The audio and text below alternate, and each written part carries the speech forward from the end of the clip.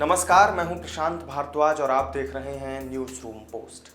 केंद्र सरकार ने मुकुल रोहतगी को देश के अगले और 14वें अटॉर्नी जनरल के रूप में नियुक्त कर दिया है। वो 1 अक्टूबर से अपना दूसरा कार्यकाल शुरू भी करेंगे। रोहतगी के वेणुगोपाल की जगह लेंगे, जिनका कार्यकाल 30 सितंबर को खत्म होने वाला है। रोहतगी इससे पहले जून 2014 में भी अटॉर्नी जनरल के रूप में नियुक्त किए गए थे और जून 2017 तक उन्होंने इस पद पर रहते हुए सेवाएं दी थी।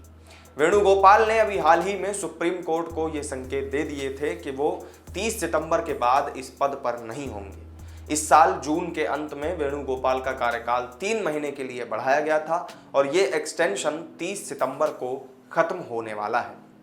मुकुल रोहतगी के बारे में भी आपको बताएंगे, लेकिन पहले ये जान लीजिए कि अटॉर्नी जनरल का पद आखिर होता क्या है।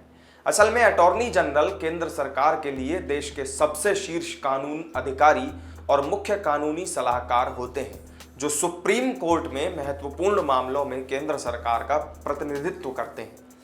अटॉर्नी जनरल सरकार का प्रथम विधि अधिकारी भी होता है। तो चलिए अब बात कर लेते हैं मुकुल रोहतगी की। 17 अगस्त 1955 को जन्मे मुकुल रोहतगी सुप्रीम कोर्ट के सीनियर वकील हैं। इससे पहले वो साल 2014 से साल 2017 तक देश के 14वें अटॉर्नी जनरल भी रह चुके हैं। 66 वर्षीय मुकुल रोहतगी साल 2011 से साल 2014 तक एडिशनल सॉलिसिटर जनरल के पद पर भी रहे थे। मुकुल रोहतगी अधिवक्ता के तौर पर कई महत्वपूर्ण मामलों में पैरवी कर चुके हैं। इसमें साल 2002 में हुए गुजरात दंगे में वो गुजरात सरकार की तरफ से कोर्ट में पेश हुए थे।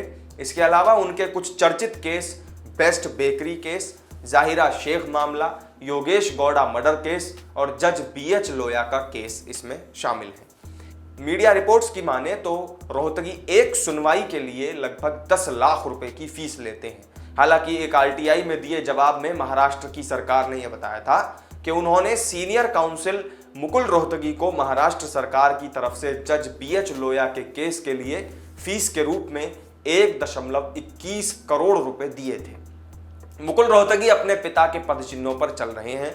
उनके पिता अवध बिहारी रोहतगी दिल्ली हाईकोर्ट में जज थे। मुंबई के गवर्नमेंट लॉ कॉलेज से कानून की पढ़ाई की थी। लॉ करने के बाद वो मशहूर वकील योगेश कुमार सभरवाल के साथ असिस्टेंट के तौर पर उन्होंने अपने करियर की शुरुआत की थी।